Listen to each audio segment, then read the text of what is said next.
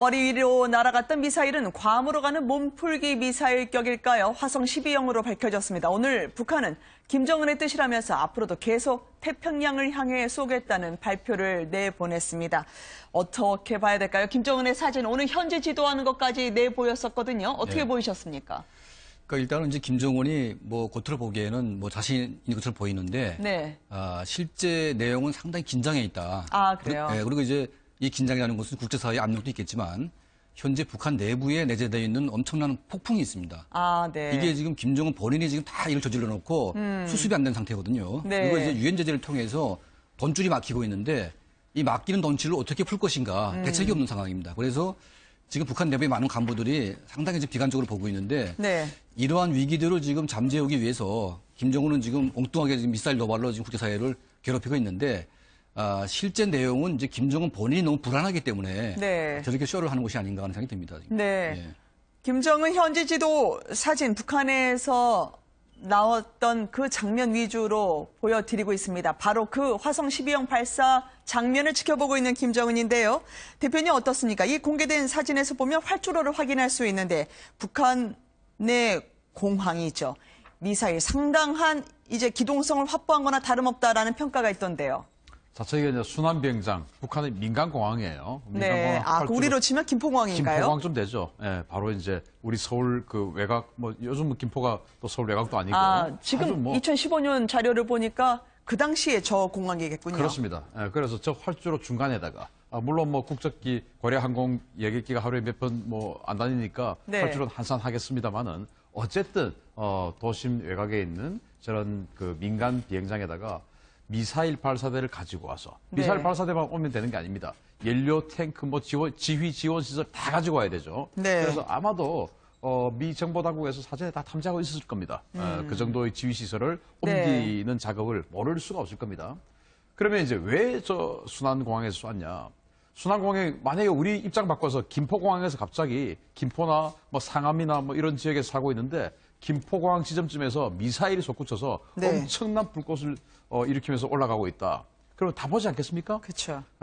평양 같은 경우에, 북한 같은 경우에 우리처럼 SNS나 방송이나 언론이 이렇게 다양하고 또 투명하게 작동하지 않는 사회이기 때문에 뭔가 좀 홍보는 하고 싶은데 보여줘야 되죠. 그래서 사람들이 많이 볼 수 있는 곳, 그런 곳에서 발사를 해서 내가 정말 담대하게 미국과 이렇게 1대1로 바로 맞서는 그런 담대한 지도자다라는 것을 홍보하고 싶은 면 하나. 두 번째는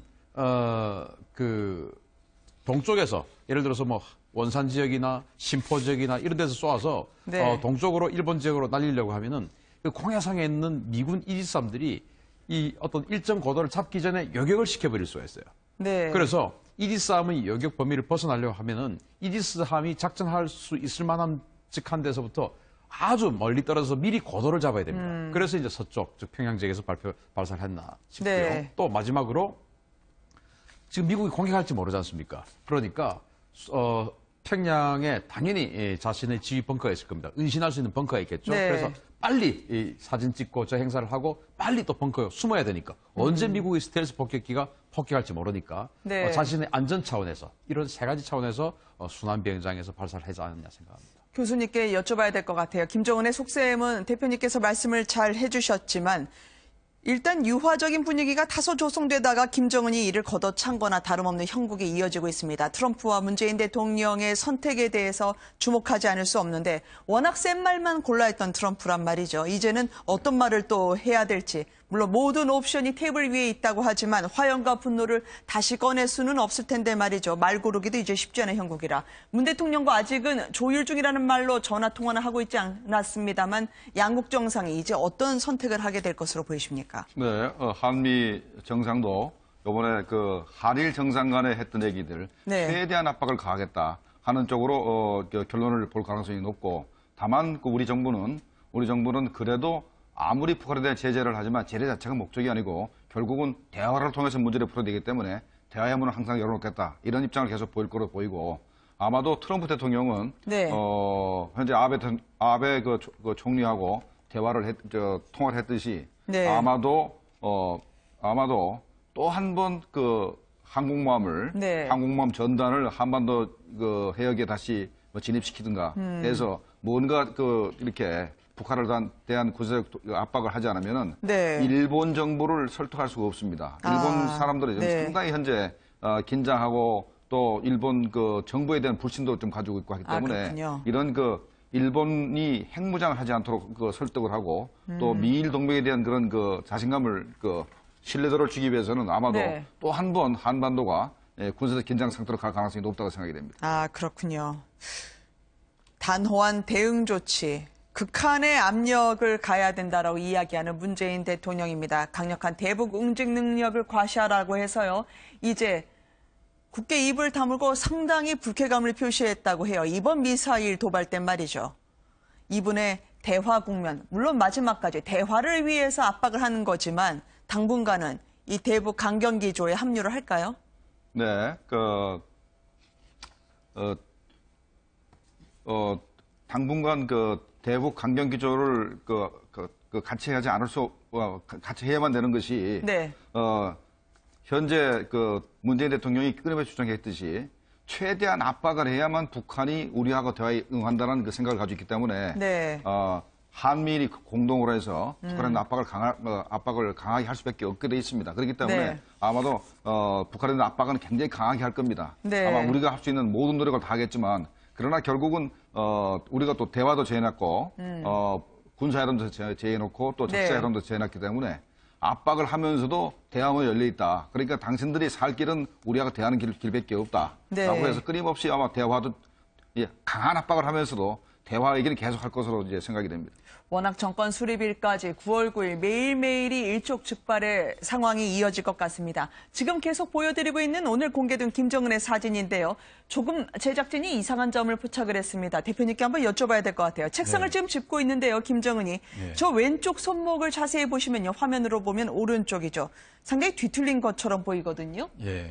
저게 지금 한두 번 보인 건 아닌데 이번에 유독 두드러지게 보입니다. 예, 그러니까 김정은의 손목과 이제 다리 관절이나 발목 쪽에 문제가 생겼다고 지금 말도 돌고 있는데 네. 사실 저게 30대 나이기 때문에 뭐 통풍이라는 말이 있는데 통풍 같지는 않습니다. 아, 네. 왜냐하면 그 김정은이 2015년 그 6월부터 한 몇 달 동안 안 나온 적이 있었는데 그때 그 안 나온 이유가 네. 대형 사고를 당했습니다, 그때. 아, 그랬군요. 어떤 사고냐면 그 강원도 1군단에서 방사포 훈련을 할 때 그 방사포라는 것은 다연장 로켓이기 때문에 그 지면을 다져놓고 이제 포를 쏴야 되는데 김정은이 제멋대로 지시를 했습니다. 네. 옮겨서 쏴보라고. 근데 지면이 안 됐다 보니까 포가 이제 튀면서 폭발 사고가 일어났는데 김정은을 이제 한 10명이 덮어가지고 목숨은 건졌는데 아, 그래요? 경호원들이 여러 명이 죽었습니다, 그때. 죽었는데 그때 이제 김정은이 이제 다리를 다치고 팔목을 다쳤기 때문에 그때 그 후유증이 아닌가 하는 생각이 들어요. 네. 근데 이제 그런 사고 내용이 알려지지 않았기 때문에 저런 이제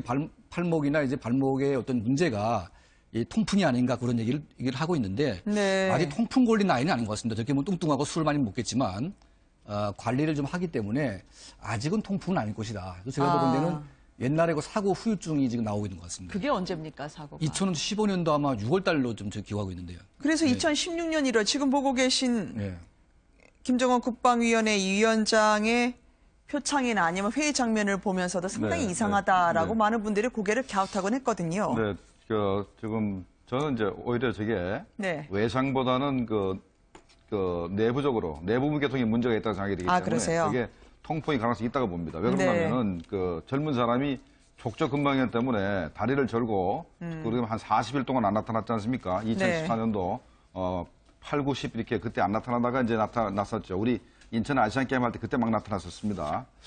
그리고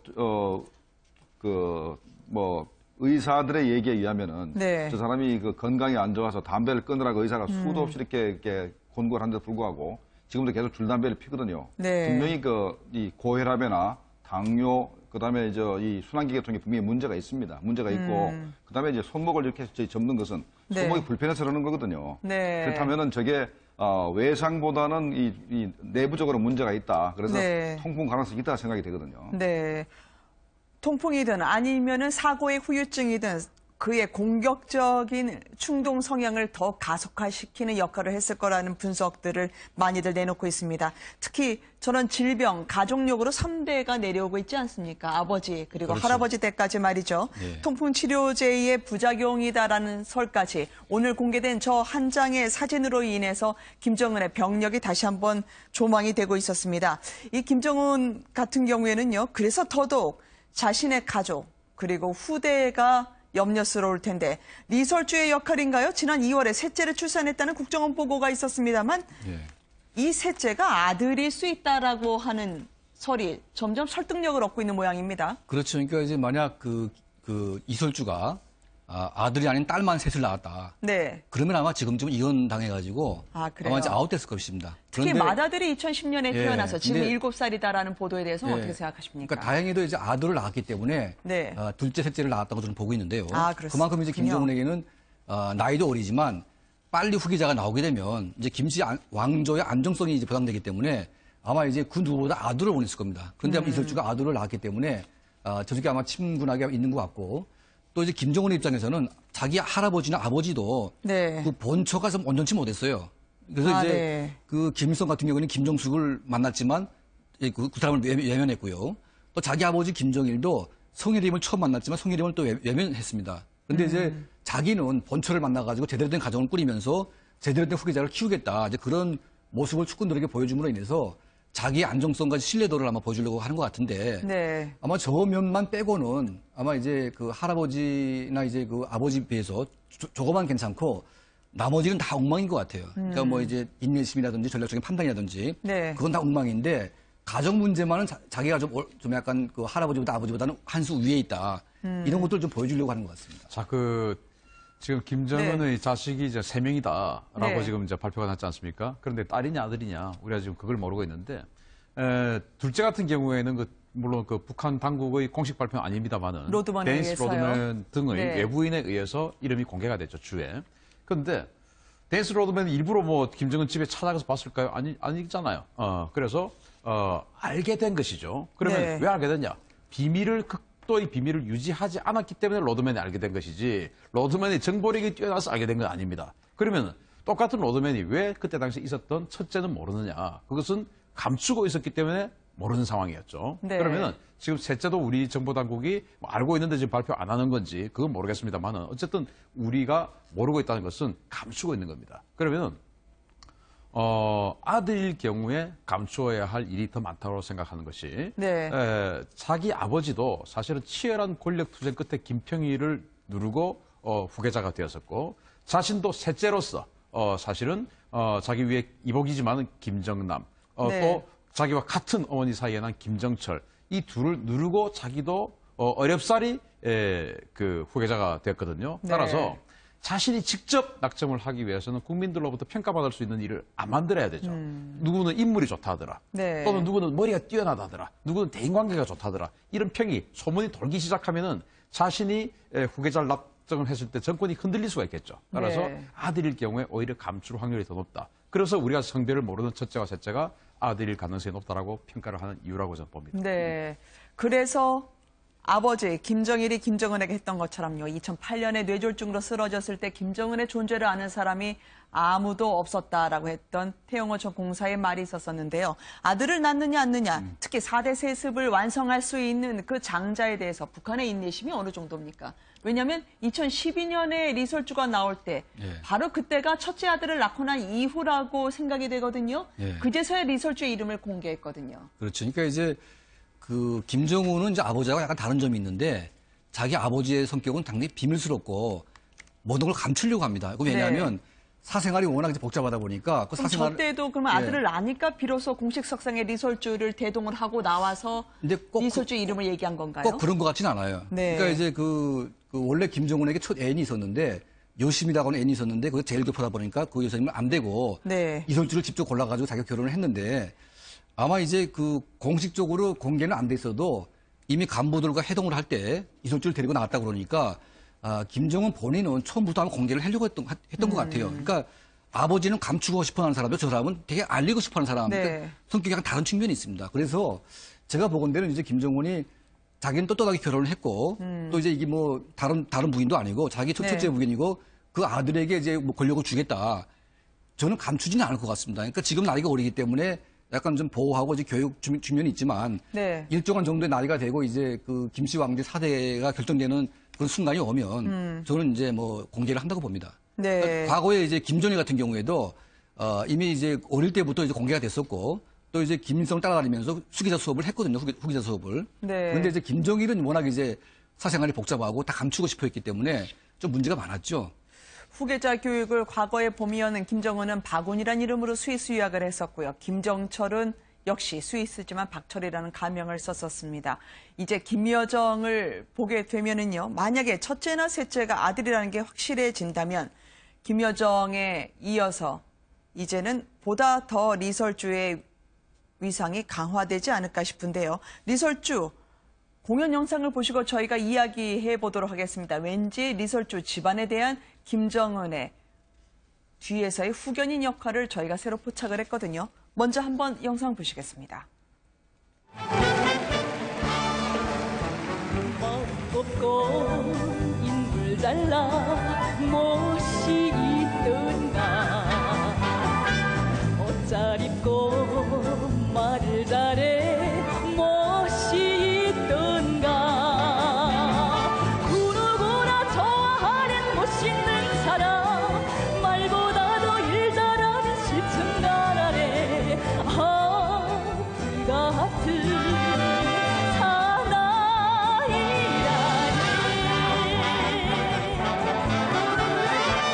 남을 위해 험한 일도 평범한 여성에서 후계자 어머니로 이제 극상의 경지에 오른가. 바로 리설주에 대해서는요. 아버지나 어머니를 보면은 사실은 김정은의 처가 될 수 있는 분위기였나. 그건 아니었는데 요즘 두드러지게 특혜가 제공되고 있다고요. 그렇죠. 그러니까 이제 원래 리설주의 아버지는 그 공군 계통의 이제 중간 간부였습니다. 그런데 이제 워낙 성분이 좋기 때문에 그 딸을 이제 핵심 부서를 보낼 수가 있는데 사실 운하수 악단이라는 것은 그 김씨 왕조, 그러니까 김씨 개인의 개인 악단입니다, 이게. 노동당 선조선전부에 소속되어 있는데 이 운하수 악단에 들어가려고 하게 되면 물론 실력도 중요하지만 출신 성분이 아주 중요하거든요. 그래서 이제 이설주가 그 악단에 들어갔는데 그 운하수 악단이라는 것은 아버지 김정일이 아들을 위해서 만들어가지고 선물로 준 겁니다, 이렇게. 그래서 아들이 처음 그 악단을 볼 때 이설주가 눈에 들어온 것이죠. 그래서 아마 김정은 본인이 이제 마음에 들어가지고 찍었기 때문에 아마 이제 평범한 가정의 어떤 애가 아마 이제 그 낙점이 된 것 같아요. 근데 만에 하나 이제 김정일이 그 아마 이제 간부들 속에서 딸을 이제 뭐 추려가지고 한다고 하게 되면 좀 아마 이제 간부들 가족에서 뭐 나올 수 있었겠는데 이건 아마 김정은 본인이 바로 찍었기 때문에 이렇게 파격적인 대우가 나온 것 같습니다. 결혼하기 전에는 상당히 경제적으로 어려웠던 리설주라고 들었습니다. 그러나 후계자 어머니 각인 작업이 있어서인가요? 각종 현지 지도에 동행하고 또 명품 핸드백으로 이목을 집중시키고 있는데 이것도 역시 기획 상품입니까? 그렇죠. 그러니까 이제 그 김씨 왕조의 모든 생필품은 이탈리아에서 공수하기 때문에 김정은의 마음에 드는 순간부터 모든 이제 뭐 의류라든지 생활 필수품들은 전부 다 이탈리아제로 다 이제 이렇게 뭐 몸에 담기 때문에 거의 뭐 완전히 뭐 고지까지는 아니지만 정말 평범한 여인에서 거의 뭐 이제 왕비로 이제 수기 상승했기 때문에 이설주의 신분 상승을 보면서 많은 이제 예술단 단원들이 굉장히 부러워합니다. 자, 교수님. 김정일 입장에서 아들을 결혼시키는데 빨산 집안이나 이렇게 명문 대가한테 결혼은 절대 안 시킵니다. 아, 그렇습니까? 이게 평범한 가정에 시키는 것이 오히려 컨트롤하기가 쉽고 외가 쪽에서 세력을 장악을 해가지고 권력을 흔들 가능성이 있기 때문에 그렇게 안 하는 게 맞기 때문에 김정일 입장에서는 오히려 김정은이가 이 평범한 가정의 그 여자를 택한 것을 굉장히 지원하고 했을 가능성이 높고 그다음에 이제 아들이 지금 둘이 있다는 얘기 아니겠습니까? 첫째하고 셋째가 아들이는 셋째는 확실치 않죠. 첫 번째만 확실히 그 국정원에서 얘기를 했으니까 일단 아들이 낳았을 경우는 북한 내에서 키우기가 굉장히 힘듭니다. 왜 그런다면은 북한 내에서는 배울 게 없어요. 학교 가봤자 주체사상이고 그래서 세계적인 정세라든가 학문의 그 수준이 떨어지기 때문에 분명히 김정은이도 자기 자식을 위해서라면 또 후계자가 되려면 해외 유학을 시켜야 될 겁니다. 그런데 현재 만약에 그 애들 이름이라든가 얼굴이 노출되게 되면 도대체 해외로 보낼 수 있는 가능성이 없기 때문에 당분간은 네. 아마 노출시키지 않을 가능성이 높다고 생각이 됩니다. 지금 보셨던 사진을 보면 김정은의 첫째 아들이나 셋째 아들이 아니고요. 김정은의 어릴 적 모습인데 지금 어디서 교육을 받고 있을까요? 저런 모습하고 비슷할까요? 그러니까 이제 과거의 김정은 같은 경우에는 그 아버지 김정일이 이제 결혼을 몰래 해가지고 네. 몰래 아이를 낳기 때문에 그 사실을 김일성이가 알게 되면 굉장히 화를 낼 수밖에 없기 때문에. 김정은이도 어머니에 대한 컴플렉스가 있었겠죠. 그래서 지금 김정은 같은 경우에는 할아버지를 자꾸 이제 벤치마킹을 하고 있는데 네. 할아버지하고 찍은 사진이 한 장도 없습니다. 이게 뭐냐면 할아버지한테 숨기기 위해서 이렇게 한 것이고 네. 또 이제 저들이 유학을 간 것은 김정은 본인은 사실 가고 싶진 않았는데 그 할아버지 때문에 이제 간다는 그런 말도 있습니다. 네. 그래서 김정은이 가장 문제가 되는 게 뭐냐면 지금 오랫동안 북한 내부에서 교육을 안 받고 또 그 친구들이 없기 때문에 자신을 믿고 따를 수 있는 그런 축구 그룹이 사실 부족합니다, 이게. 네. 그러니까 아버지가 만들어준 측면이 있기 때문에. 그래서 만에 하나 김정은이 그 자기 아들 중에 누군가를 후계자로 세운다면 아마 일정한 나이가 되면 해외 유학보다는 아마 이제 국내에서 교육을 시키면서 많은 친분 관계를 이제 형성해 주지 않겠나. 네. 그런 것들이 이제 후계자가 됐을 때 이제 좀 안정적인 춤이 되겠죠. 근데 이제 해외 유학을 보내게 되면 북한 사회하고 너무 동떨어진 생활을 하기 때문에 김정은 지금 노는 그 행태를 보게 되면 북한의 현실하고 전혀 맞지가 않습니다, 지금. 네. 그러니까 본인은 서방세계의 소구 방식이고 북한은 완전히 지금 밑바닥의 봉건 사회인데 이런 충돌 때문에 지금 북한이 지금 상당히 위기로 가고 있거든요. 네. 그래서 아마 김정은의 후계자가 만약 나온다면 해외 유학보다는 아마 국내에서 공부시키는 가능성이 높다고 저는 보고 있습니다. 그 이제 네. 우리가 그 조선 왕조를 보더라도 왕권과 외척 세력 간의 갈등이 많아요. 외척 세력이 오히려 왕권보다 더 강한 권력을 휘두를 때도 있었거든요. 따라서 지금 이제 북한의 그 거의 왕조 체제나 다름없으니까 어떤 그 후계자의 집안이 되면 또 차기 지도자의 집안이 되면 엄청난 그 우리가 조선 왕조 시대 때 봤던 그 외척 세력이 될 수가 있는 것이죠. 네. 그래서 저는 리설주가 앞으로 한 20년 정도까지는 최소한 20년 정도도 굉장히 자신의 신분과 이런 것들이 굉장히 위태로울 것이다. 왜? 계속 흔들 것이기 때문에. 네. 끝날 때까지 끝난 게 아니다. 왜? 자기 아들이 아직 7살밖에 안 됐거든요. 근데 그 7살짜리 아들이 정말 뛰어난 능력을 보여서 그 아들이 첫째가 간택이 될지 안 될지도 지금 모르는 거예요. 그러면은 최소한 그 자신의 자식들이 성인이 되어서 후계자로 낙점되기, 네. 세자로 책봉되기 전까지는 리설주를 계속 흔드는 북한 최고위층, 즉 외척이 되고 싶어하는 최고위층들이 계속 리설주 집안을 흔들 것이다라는 네. 예상을 할 수 있습니다. 네, 지금 사진 얘기가 나왔기 때문에 2010년도에 난 그 이설주 아들은 아마 김정일하고 사진을 찍었을 겁니다. 아, 그렇습니까? 네, 사진 찍었기 때문에 아마도 후계자가 되는데 큰 문제가 없을 거로 보고, 그러니까 첫 번째 큰아들이 후계자가 될 가능성이 높다는 것이 바로 김정일이가 할아버지가 벌써 인가를 했고 사진을 찍었을 가능성이 높다고 생각이 되고 네. 그런 측면에서 아마 첫째가 후계자가 될 가능성이 높다고 생각이 됩니다. 네. 여전히 세습, 아들과 딸의 문제를 넘어서 한반도의 정세까지 영향을 미칠 수 있는 북한의 문제를 짚어봤습니다. 세 분께 감사드립니다. 머리 위로 날아갔던 미사일은 괌으로 가는 몸풀기 미사일격일까요? 화성 12형으로 밝혀졌습니다. 오늘 북한은 김정은의 뜻이라면서 앞으로도 계속 태평양을 향해 쏘겠다는 발표를 내보냈습니다. 어떻게 봐야 될까요? 김정은의 사진, 오늘 현지 지도하는 것까지 내보였었거든요. 어떻게 네. 보이셨습니까? 그러니까 일단은 이제 김정은이 뭐 겉으로 보기에는 뭐 자신 있는 것처럼 보이는데 네. 실제 내용은 상당히 긴장해 있다. 아, 그래요? 그리고 이제 이 긴장이라는 것은 국제사회의 압력도 있겠지만 현재 북한 내부에 내재되어 있는 엄청난 폭풍이 있습니다. 아, 네. 이게 지금 김정은 본인이 지금 다 일을 저질러 놓고 수습이 안 된 상태거든요. 네. 그리고 이제 유엔 제재를 통해서 돈줄이 막히고 있는데 이 막히는 돈줄을 어떻게 풀 것인가 대책이 없는 상황입니다. 그래서 지금 북한 내부의 많은 간부들이 상당히 지금 비관적으로 보고 있는데 네. 이러한 위기들을 지금 잠재우기 위해서 김정은은 지금 엉뚱하게 지금 미사일 도발로 지금 국제사회를 괴롭히고 있는데 실제 내용은 이제 김정은 본인이 너무 불안하기 때문에 네. 저렇게 쇼를 하는 것이 아닌가 하는 생각이 듭니다. 지금. 네. 예.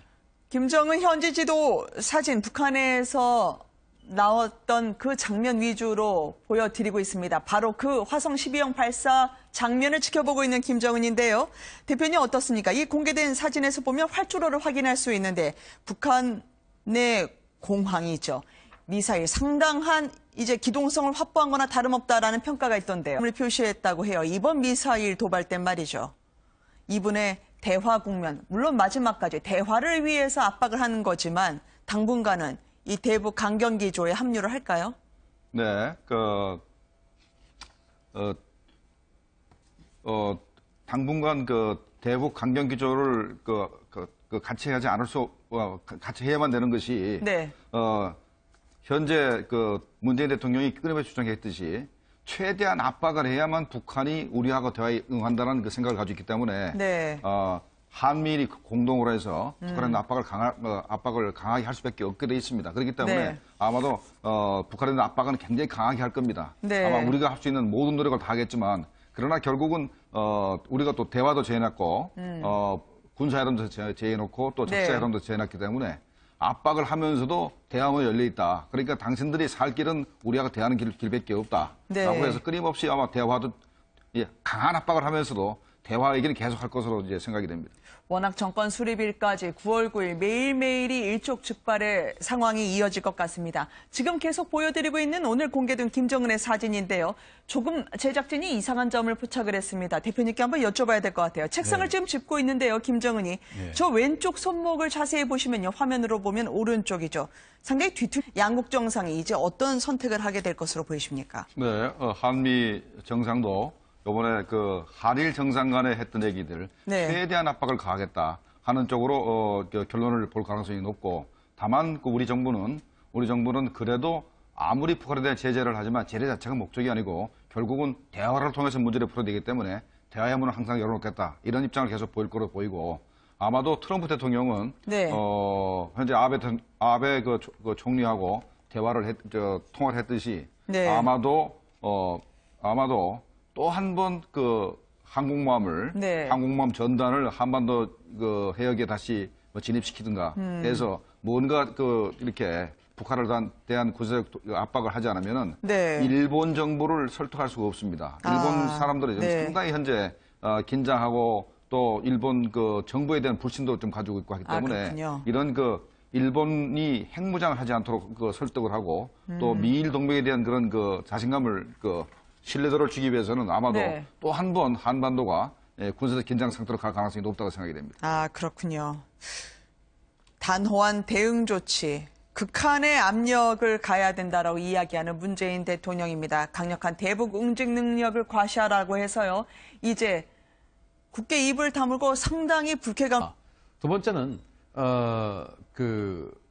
동쪽에서 예를 들어서 뭐 원산 지역이나 신포 지역이나 이런 데서 쏘아서 동쪽으로 일본 지역으로 날리려고 하면은 그 공해상에 있는 미군 이지스함들이 이 어떤 일정 고도를 잡기 전에 요격을 시켜버릴 수가 있어요.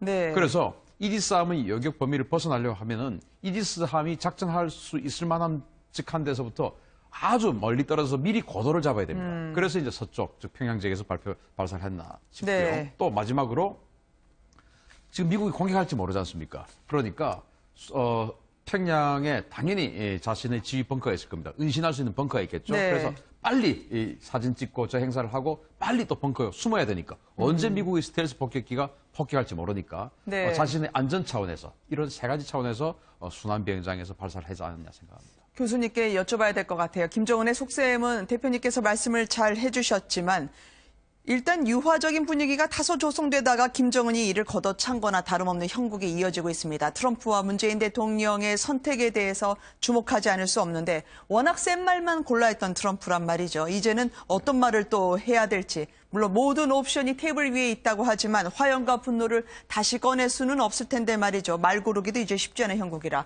문 대통령과 아직은 조율 중이라는 말로 전화통화는 하고 있지 않았습니다만. 자체가 이제 순환 비행장, 북한의 민간 공항이에요. 우리로 치면 김포공항인가요? 김포공항 좀 되죠. 바로 이제 우리 서울 외곽, 요즘 김포가 또 서울 외곽도 아니고.